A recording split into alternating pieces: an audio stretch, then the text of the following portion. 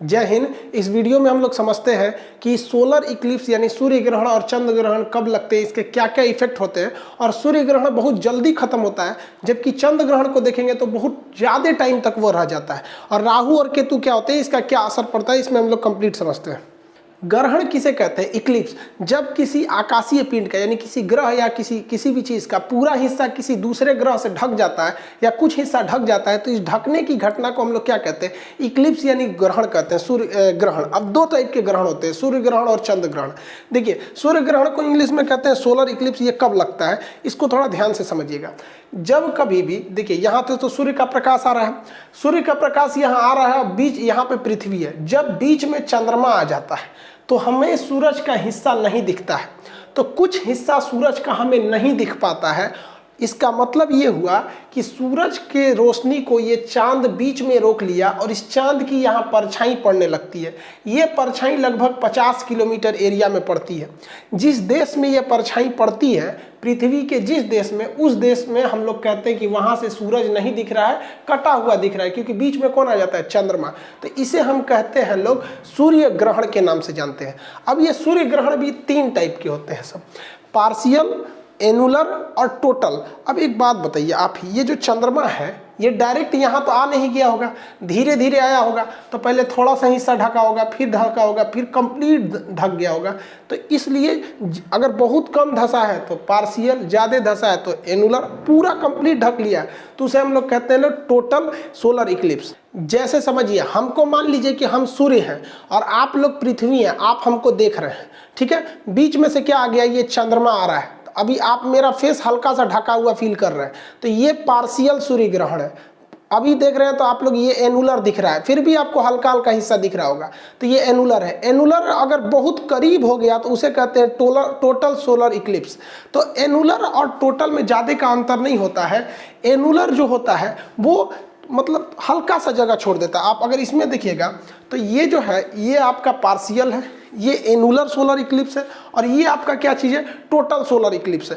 तो ये 3 तरह के होते हैं, ज़्यादातर यही वाले देखने को मिलते हैं, हल्का सा पार्शियल देखने को मिलते हैं। सूर्य ग्रहण में हमेशा याद रखिएगा कि बीच में चंद्रमा आ जाता है। चंद्रमा की वजह से सूर्य का प्रकाश नहीं पहुंचता है और इसकी परछाई कितने किलोमीटर पर पड़ती है?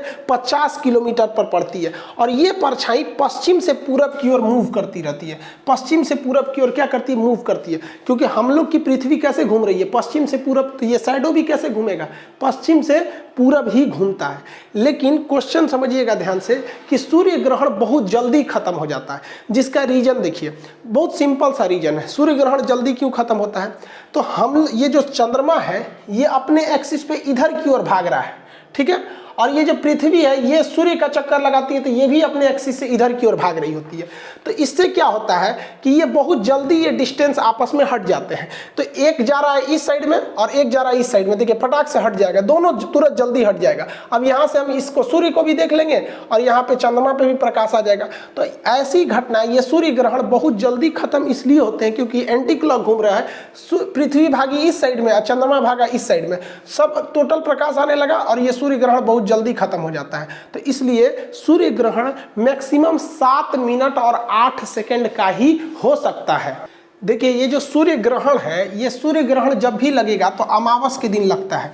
अमावस को हम लोग कहते हैं न्यू मून। उस दिन चांद पूरी तरह से काला होता है, हम लोग कहते हैं अंधरिया है न्यू मून के दिन, उसे हम अमावस कहते हैं। कैसे? आप जरा ध्यान दीजिए, सूरज की रोशनी चंद्रमा पे पड़ जरूर रही है, लेकिन वो इस साइड में पड़ रही है। आप देखेंगे तो सूरज की रोशनी इस साइड में पड़ रही है, जबकि हम लोग चांद को इस डायरेक्शन से देख रहे हैं। तो हमें तो चांद यहाँ वाला दिखेगा, काला ही तो दिखेगा। इसीलिए कहते हैं कि जब भी सूर्य ग्रहण लगेगा वो किस दिन लगता है? अमावस के दिन, क्योंकि हम लोग इस साइड से इसे देख रहे होते हैं। अब इस सूर्य ग्रहण के कुछ प्रभाव होते हैं, ये सब समझ गए, टाइप समझ गए, टाइमिंग कम क्यों लेता है ये समझ में गए। इसके प्रभाव, इसका प्रभाव क्या होता है? इसे डायरेक्ट नहीं देखना चाहिए, इसका आंखों पर बहुत निगेटिव इफेक्ट पड़ता है, आंख की रोशनी भी जा सकती है। दूसरा कि टेम्परेचर, वातावरण का टेम्परेचर कुछ समय के लिए घट जाता है, और ये सूर्य ग्रहण ज्यादा देर के लिए तो लगता भी नहीं है, 7 से 8 मिनट के लिए सूर्य ग्रहण लगता है। देखिए, अब चंद्र ग्रहण समझते हैं हम लोग। चंद्र ग्रहण को इंग्लिश में लूनर इक्लिप्स कहते हैं। चंद्र ग्रहण के समय होता क्या है कि चंद्रमा जो होता है वो साइड में आ जाता है, घूमते घूमते इस साइड में, और बीच में आ जाती है पृथ्वी। तो पृथ्वी से तो सूरज पूरी तरह से दिख जाता है, लेकिन ये पृथ्वी सूरज से उस प्रकाश को रोक देती है जो चंद्रमा तक जा रहा होता है, इसलिए हमें चंद्रमा का कुछ भाग कटा हुआ दिखाई देता है, तो जिसे हम लोग कहते हैं चंद्र ग्रहण के नाम से जानते हैं। अब ये चंद्र ग्रहण जो होता है ना बहुत लंबा समय तक होता है, 3-4 घंटा तक रहता है। एक्यूरेट टाइम जो होता है 3 घंटा 28 मिनट तक होता है। ऐसा क्यों होता है, ये ज्यादा टाइम क्यों ले रहा है? देखिए हमारी जो पृथ्वी है ये तो सूर्य का चक्कर लगा रही है ऐसे ऐसे, ये हमारी पृथ्वी सूर्य का चक्कर लगाती है, लेकिन इसी के पीछे पीछे चंद्रमा किसका चक्कर लगाता है? वो तो पृथ्वी का चक्कर लगा रहा होता है। अब देखिएगा दोनों में प्रॉब्लम क्या है, जब तक पृथ्वी बीच में रहेगी चंद्रमा पर प्रकाश कम पड़ेगा और ये चंद्र ग्रहण लगेगा। तो चंद्र ग्रहण का रीजन देखिए, पृथ्वी जा रही है अपने एक्सिस पे और ये भी उसी के साथ साथ बढ़ेगा, तो ये कुछ देर तक ऐसी कंडीशन आएगी जब पृथ्वी क्या रहेगी, बीच में आ जाएगी इन दोनों के, इसलिए इसमें टाइमिंग थोड़ी सी ज्यादा लग जाती है। और वही अगर सूर्य ग्रहण की बात करेंगे तो सूर्य ग्रहण की टाइमिंग बहुत ही कम होती है। इसकी टाइमिंग कितनी हो जाती है? 3 से 4 घंटे लगता है। ये जब भी लगेगा तो पूर्णिमा के दिन लगेगा। जैसे देखिए ध्यान से, जब पृथ्वी बीच में नहीं थी तो सूर्य का प्रकाश टोटली इस पर पड़ता था, टोटली पड़ता था और ये चमकीला दिखता था और हम लोग को इसको देखने में कोई दिक्कत नहीं थी, हम एकदम इसका चमकीला भाग देख लेते थे। लेकिन बीच में कौन चला आया भैया? इनके बीच में चली आई पृथ्वी आके रोक दी इसे। तो पूर्णिमा के दिन ही, फुल मून के दिन ही आपको क्या दिखने को मिलेगा? चंद्र ग्रहण। इसको याद रखने का एक ट्रिक समझिए कि भैया पूर्णिमा के दिन ही तो पूरा चांद निकलता है, और वो ढका कि नहीं ढका तभी ना हमें समझ में आएगा। अमावस के दिन ससुरा चांद नहीं निकलता है, वो ग्रहण लगा कि मर गया क्या पता चलता है। तो ट्रिक से हमेशा याद रखिएगा कि पूर्णिमा के दिन पूरा चांद निकलेगा और उसी पे ढक जाएगा तो क्या निकलेगा? चंद्र ग्रहण लगता है। तो हालांकि हम तो कंसेप्ट आपको यहाँ बता दिए, और जब आप मेंस पेपर लिखिएगा तो वहाँ स्पष्ट लिखना पड़ेगा कि चंद्र ग्रहण का समय ज्यादा क्यों लगता है, क्योंकि इनकी ऑर्बिट जो होती है वो मैच कर जाती है और ये काफी लंबे समय तक क्या होता है, ये देखिए ये तो उसका चक्कर लगा रहा है, ये पृथ्वी का लगाएगा यहाँ पर, समझ आ रहा है कि नहीं आ रहा है? तो ये लंबे समय तक बीच में आ जाता है, लीनियर हो जाता है, जिस वजह से इसकी टाइमिंग थोड़ी बढ़ जाती है। चंद्र ग्रहण के समय चांद हल्का सा दिखाई देता है, बाकी का हिस्सा उसका हल्का लाल रंग का दिखाई देता है, तो जिसे हम रेड मून के भी नाम से जानते हैं। चंद्र ग्रहण के वक्त में चंद्रमा के ऊपर किसकी छाया पड़ेगी? तो चंद्र ग्रहण के समय चंद्रमा के ऊपर पृथ्वी की छाया पड़ेगी। किसी भी चीज की 2 छाया होती है, एक डार्क छाया जिसे हम अंबरा कहते हैं और एक हल्की छाया जिसे पेनम्बरा कहते हैं। तो अंबरा पेनम्बरा आप लोग इजी समझिए, दुनिया में हर चीज का अंबरा परम्बरा मिलेगा। देखिए ना आप यहाँ से, अब ये सूर्य है, ये पृथ्वी है, अब इसके 2 साइडों दिख रहे होंगे, ये वाला साइडो डार्क है और एक हल्का साइडो ये दिख रहा है। तो जो डार्क है वो अंबरा है और जो डार्क नहीं है वो पेनम्बरा है वहां पर।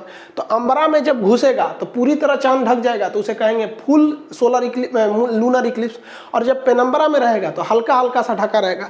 आप नहीं समझे, हर चीज का पेनम्बरा होता है जी। देखिए ना, कोई भी चीज खड़ा करिए, यहाँ देखिए ये क्या है? डार्क साइडो है, तो ये अंबरा है, और ये क्या है? पार्शियल है, तो वो पेनम्बरा है। कुछ भी चीज आप खड़ा कीजिएगा, आप घर पे प्रैक्टिकल कीजिएगा, किसी चीज की परछाई बनेगी, एक डार्क परछाई बनेगी वो अंबरा हो जाएगी, और एक हल्की परछाई बनेगी वो पेनम्बरा हो जाएगी। किसी भी चीज को लेके आप अपना खुद का परछाई देखिएगा ना, कहीं एक जगह लाइट जलाएगा, लाइट एक ही रहना चाहिए, क्योंकि हमारे सोलर सिस्टम में एक ही सूर्य है जो हमारे करीब में है। इन्हें कि 4 गो लाइट जला दे बस 5 गो रोशनी बनने लगेगा, आप कहेंगे अंबरा पेनम्बरा ये सब कौन सी बन गया। इसी कंडीशन में एक चीज बनता है जिसे हम लोग कहते हैं कंजंक्शन और ऑपोजिशन। कंजंक्शन मतलब क्या होता है? जोड़ देना किसी चीज को। तो जब कभी भी सूरज, पृथ्वी और ये इन दोनों के एक ही साइड में, तीनों एक ही साइड में अगर आ जाते हैं तो ये इस कंडीशन को हम लोग कहते हैं युति। इसे क्या कहते हैं? युति। तो ये 180 डिग्री हो जाते हैं सब। लेकिन जब चंद्रमा दूर चला जाता है, सूरज से क्या हो जाता है? दूर चला जाता है, तो उनमें वियोग हो जाता है, दूर हो जाते हैं, अपोजिट डायरेक्शन में हो जाता है, तो उसे कहते हैं अपोजिशन यानी वियुति। तो कंसेप्ट देखिएगा, एक कंफ्यूजन नहीं हो जाएगा। चाहे वो इस साइड हो, चाहे चंद्रमा सूरज की साइड हो जाए, तो क्या है? युति है, यानी डायरेक्शन थोड़ा सा करीब आ गया, युति है, तब भी 180 डिग्री का एंगल बनेगा, तीनों एक सीध में है। और अगर चंद्रमा दूर चला जाए यानी अपोजिट चला जाए तो वो अपोजिशन हो जाएगा। उस कंडीशन में भी 180 डिग्री का ही एंगल बनता है, इसमें 180 डिग्री का होता है। तो युति और वियुति इन दोनों कंडीशन में चंद्रमा, पृथ्वी और सूर्य तीनों एक डायरेक्शन में हो जाते हैं और 180 डिग्री का एंगल बनता है। लेकिन युति में चंद्रमा सूर्य की ओर होता है और वियुति में सूर्य से दूसरी ओर होता है।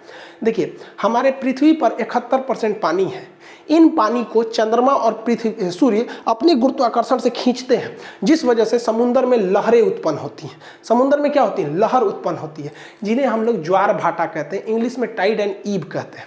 तो पृथ्वी खींच रही है, चंद्रमा और पृथ्वी मिलकर क्या कर रहे हैं? खींच रहे हैं सब हमारे पृथ्वी के पानी को। तो इस खिंचाव को ही हम कहते हैं ज्वार भाटा। समुद्र में इन ज्वार भाटा के उत्पन्न करने में सूर्य और पृथ्वी, इन सूर्य और चंद्रमा, इनके खिंचाव बल यानी गुरुत्वाकर्षण बहुत महत्वपूर्ण भूमिका निभाता है। अब हम आपसे क्वेश्चन पूछते हैं, आप बताइए कि कंजंक्शन में तगड़ा खींचेगा या ऑपोजिशन में तगड़ा खींचेगा? बहुत तेज किस में खींचेगा? बहुत भयानक पावर से किस में खींचेगा? आप वीडियो रोक के कमेंट कर सकते हैं। देखिए आप समझिए, यहाँ पर जिस डायरेक्शन में, इधर से देखिए, अगर जिस डायरेक्शन में चंद्रमा खींचने की कोशिश कर रहा है, उसी डायरेक्शन में सूरज भी खींचने की कोशिश कर रहा है पृथ्वी के पानी को, समुद्र के पानी को। अब लोटा में से नहीं ना खींच पाएगा, लोटा में पानी कितना रहता है? कहेंगे सर लोटा में ज्वार भाटा नहीं आता। लोटा में कहाँ से आएगा? एरिया ज़्यादा रहना चाहिए ना, समुद्र का पूरा खुला एरिया है, खींच लेता है, तो पानी में ज्वार भाटा आ जाते हैं सब। तो जब कभी भी कंजंक्शन यानी युति की स्थिति होती है तो समुद्र में भयानक लहरें उत्पन्न होती हैं, बहुत जबरदस्त लहर उत्पन्न होती है। समझ में आ गया कि नहीं आ गया? लेकिन वियुति के समय क्या होती है कि चंद्रमा इधर से खींच रहा होता है और सूर्य इधर से खींच रहा होता है, तो इसमें भी लहर उठती है, लेकिन बहुत भयानक टाइप से नहीं उठ पाती है। तो सबसे हाई जो होता है उसे हम लोग कहते हैं स्प्रिंग टाइड। बहुत ज़्यादा उठेगा तो उसे क्या कहते हैं? Spring tide. और ये भी देखिए, इसमें भी ज़्यादा ही उठाता है तो कहेगा कि जब ज्वार भाटा बहुत बड़े आते हैं, स्प्रिंग टाइप सबसे ज़्यादा ज्वार भाटा कब आएगा? तो कंजंक्शन के टाइम पे, उससे थोड़ा सा नीचे रहेगा ऑपोजिशन के टाइम पे ये रहता है, और इसकी आकृति बहुत बड़ी हो जाती है यहाँ पर। लेकिन एक और कंडीशन आता है, क्योंकि चंद्रमा तो घूम रहा है, आप देखेंगे तो चंद्रमा क्या है, यहाँ से ऐसे ऐसे क्या कर रहा है? घूम रहा है, तो हमेशा एक कंडीशन पे तो रहेगा नहीं चंद्रमा यहाँ पर। ऐसा भी तो हो सकता है हम चंद्रमा को इन दोनों छोर पे रखे थे, अब ऊपर नीचे रख के देख लेते हैं तो ये 90 डिग्री का एंगल बन जाता है। तो 90 डिग्री का जब एंगल बनता है तो इसमें जो इधर पानी खींच रहा है सूर्य और इधर की ओर खींच रहा है चंद्रमा, तो इसमें ना पानी की लहरें बहुत ज़्यादा नहीं उठ पाती हैं। और इसमें भी सेम कंडीशन, ये इधर खींच रहा है, ये इधर खींच रहा है, तो दोनों कंडीशन में तो एंगल 90 डिग्री का ही तो बन रहा है। तो जब 90 डिग्री का एंगल बनता है तो ऐसे ज्वार भाटा को हम लघु यानी छोटा वाला ज्वार भाटा कहते हैं, यानी नीप टाइड कहते हैं। इसमें ज्वार भाटा की ऊंचाई बहुत ही कम होती है, थोड़ा सा छोटा होता है, इस टाइप में होता है ज्वार भाटा यहाँ पर। तो इसमें खींचने में दो चीज़ों की बहुत महत्वपूर्ण भूमिका है। कौन कौन सा चीज़ का? एक सूर्य के गुरुत्वाकर्षण, चंद्रमा का गुरुत्वाकर्षण। लेकिन सूर्य का गुरुत्वाकर्षण पावरफुल है लेकिन दूर है, इसलिए उससे ज़्यादा इफेक्ट डाल देता है चंद्रमा का गुरुत्वाकर्षण, क्योंकि वो कम पावर का होने के बावजूद वो क्या है? ज़्यादा करीब है। और इसमें एक और चीज़ काम करता है, पृथ्वी का घूर्णन गति। पृथ्वी ऐसे घूम रही है तो समुद्र का पानी हल्का सा अपने छलकता है और वो दोनों खींच लेते हैं ऐसा। तो यूपीएससी 2014 का क्वेश्चन था कि इसमें ज्वार भाटा उत्पन्न करने में किसका योगदान? तो तीनों का। ऑप्शन डी था, क्योंकि 1, 2, 3 सब सही थे ऑप्शन डी पे। समझ में आ रहा है कि नहीं? अब ये इस लहरों को उत्पन्न करने में ये मुख्य भूमिका पृथ्वी का घूर्णन गति, चंद्रमा का गुरुत्वाकर्षण, सूर्य का गुरुत्वाकर्षण इसमें होता है। जबकि आप देखेंगे हीरोइन गाना गाती है, सागर में उठने वाली हर लहर को सलाम, ये तो तोरा खाती उठ रहा है काई, तो चंद्रमा पृथ्वी ये सब के गुरुत्वाकर्षण से उठ रहा है, इनको अपने सुझल रहता है। अब आप कंफ्यूज नहीं होइएगा। देखिए, जब कभी भी 180 डिग्री का एंगल बनेगा, चाहे वो युति के कंडीशन यानी कंजंक्शन में बने, चाहे वो वियुति यानी ऑपोजिशन में बने, इसमें जो टाइड आएगा वो बहुत लंबा आता है, खींच कर आता है। 180 डिग्री का एंगल होता है, इसे स्प्रिंग टाइड कहते हैं। और जब कभी भी एंगल 90 डिग्री का बने, चाहे वो ऊपर की ओर से बने या नीचे की ओर से बने, तो जब 90 डिग्री का होता है तो उसे को कहते हैं हम छोटा ज्वार भाटा, लघु ज्वार, जिन्हें हम नीप टाइड कहते हैं। तो या ऐसा कंफ्यूजन में मत होइएगा, कुछ कहता है कि इसमें बड़का आएगा इसमें छोटका आएगा। भाई ये दोनों कंडीशन में बड़का आएगा, इन दोनों कंडीशन में छोटका आता है। समझ में आ रहा है कि नहीं आ रहा ये सब चीज़ें? तो इसमें कंफ्यूजन नहीं हो जाएगा, क्योंकि आजकल एग्जाम में क्वेश्चन फिगर बना के दे रहा है। अब कंफ्यूजन एक चीज होता है, सीजीवी किसे कहते हैं? सीजीवी ऐसी चीज होती है जिस वैसा कंडीशन जब तीन कोई चीज आगे पीछे खड़ी हो लेकिन ऊपर से दिखने में वो एक सीध में दिखे तो उसे सीजीवी कहते हैं। सीजीवी और लीनियर होने में बहुत का अंतर होता है। देखिए ये अभी आपको एक डायरेक्शन में नहीं दिख रहे हैं, लेकिन अगर ऊंचाई से देखिएगा हेलीकॉप्टर से तो ये तीनों एक साथ दिखाई देंगे। यहाँ एक तो अगर आप हेलीकॉप्टर से देखेंगे तो एक गोला यहाँ दिखेगा, एक यहाँ दिखेगा और एक यहाँ ऐसे दिखाई देगा। तो इस कंडीशन को हम लोग ज्योग्राफिकल नेम कहते हैं सिजगी। सिजवी यहाँ पे भी है, ऐसे भी सिजवी है, ये भी सिजगी है, ये भी सिजगी है, यहाँ पे आने के बाद भी सिजगी है। अब आप कहेंगे कि सर ग्रहण लग जाएगा क्योंकि पृथ्वी से अब चंद्रमा नहीं दिखेगा। देखिए सिजवी के कंडीशन में ग्रहण नहीं लगता है। सिजगी उसे कहते हैं जब एंगल पृथ्वी और चंद्रमा के बीच में जो एंगल है वो 5 डिग्री का होता है, मतलब ये ऊपर नीचे है।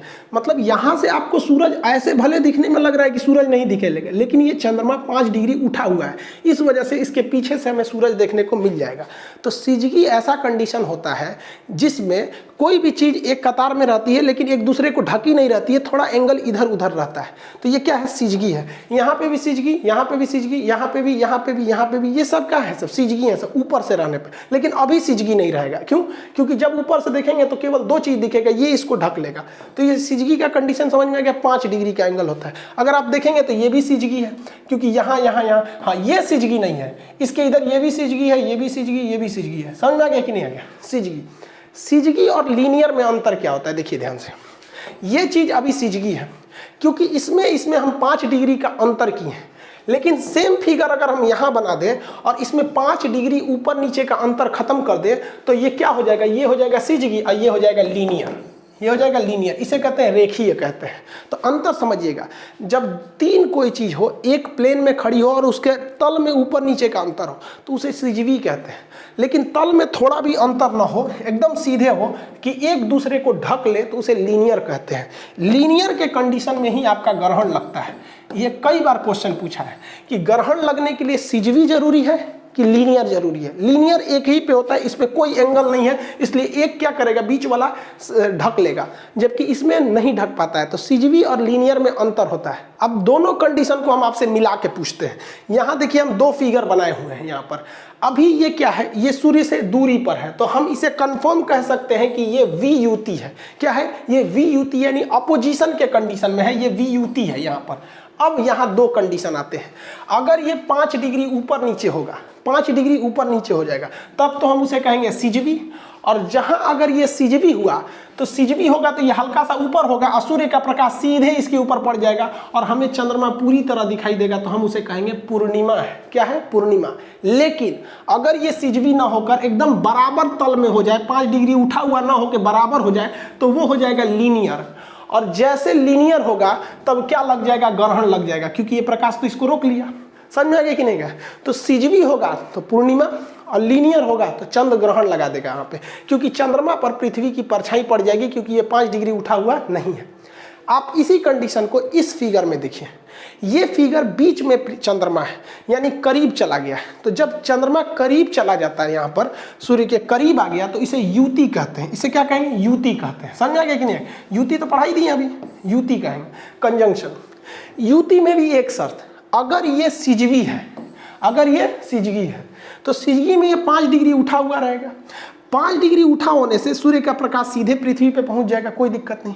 लेकिन चंद्रमा पर केवल इस वाले डायरेक्शन में पड़ेगा और हम लोग को इस डायरेक्शन से देखने पर क्या होगा कि ये वाला चीज काला दिखेगा। तो हम ये कह सकते हैं कि अगर युति आया है, युति मतलब कंजंक्शन है, और अगर वो सिजवी है तब वो हमें क्या दिखेगा? अमावस दिखेगा। क्या दिखेगा? अमावस। लेकिन अगर सिजवी ना होकर क्या दिख जाएगा भैया? लीनियर हो जाएगा, यानी इन तीनों का तल बराबर हो जाएगा, तो सूर्य के टोटली प्रकाश को ये चंद्रमा रोक लेगा और हमें यहाँ से देखने पर ये चंद्रमा की परछाई पृथ्वी पर पड़ेगी और हमें सूर्य पूरा नहीं दिखाई देगा। जब सूर्य पूरा नहीं दिखाई देगा तो उसे कहते हैं सूर्य ग्रहण। क्या कहेंगे? सूर्य ग्रहण के नाम से जानते हैं। समझ में आ गया आप लोग को इस फिगर के हिसाब से? अब आपके एक मन में सवाल आएगा कि अगर ये हम सूरज को देख रहे थे, बीच में चंद्रमा आ गया तो ग्रहण लग गया, तो बीच में जब ये 2 ग्रह हैं सब, बुध और शुक्र यानी मरकरी और वीनस, तो इनसे ग्रहण क्यों नहीं लगता है? क्योंकि पृथ्वी, सूर्य तो इनसे भी ढकती है। तो देखिए इसको इससे ज़्यादा नहीं ढक पाता है। रीजन समझिए, चंद्रमा जो है हमारे करीब है। जब आप हाथ को करीब लाते हैं तो बहुत बड़े एरिया को ढक लेते हैं, और दूर हाथ रखते हैं तो ज़्यादा एरिया को नहीं ढक पाते हैं। ये करीब है इसलिए ये सूरज को ज़्यादा ढक लेता है। इससे ज़्यादा बड़े ये दोनों ग्रह हैं, लेकिन ये काफ़ी दूरी पर है, इसलिए ज़्यादा एरिया को नहीं ढक पाते हैं। जैसे इसको मान लीजिए कि ये कोई ग्रह है, अभी आप बताइए तो ये कितना ढक पा रहा है? इस बोर्ड को थोड़ा सा ढक पा रहा है, बहुत थोड़ा ढक पा रहा है। तो वैसे ही काम करते हैं सब ये बुध ग्रह, इतना दूरी पे है कि बहुत कम ढकता है। लेकिन अगर हम इसी को आपके करीब लाएंगे तो देखिए ना, बहुत ज़्यादा एरिया ढकते जाएगा। करीब ला देंगे तो पूरा ढक लेगा। पूरा ढक लिया कि नहीं ढक लिया? तो यही वजह है कि चंद्रमा छोटा होने के बावजूद ज़्यादा सूरज को ढक लेता है और ग्रहण लगा देता है, क्योंकि ये करीब है।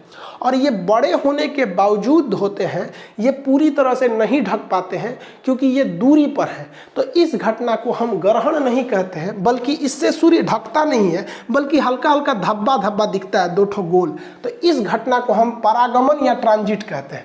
परागमन कहेंगे या फिर ट्रांजिट कहेंगे। तो ग्रहण ये अलग चीज हो जाता है। अगर आप माइथोलॉजी यानी धार्मिक ग्रंथ के हिसाब से देखेंगे तो क्या था भाई, ग्रहण क्यों लगते हैं? तो इससे दुश्मनी थी किसकी? देखिए ध्यान से, एक अमृत का एक घड़ा मिला था कि जो पी लेगा वो कभी मरेगा ही नहीं। तो राक्षस और देवताओं में दुश्मनी चलता था।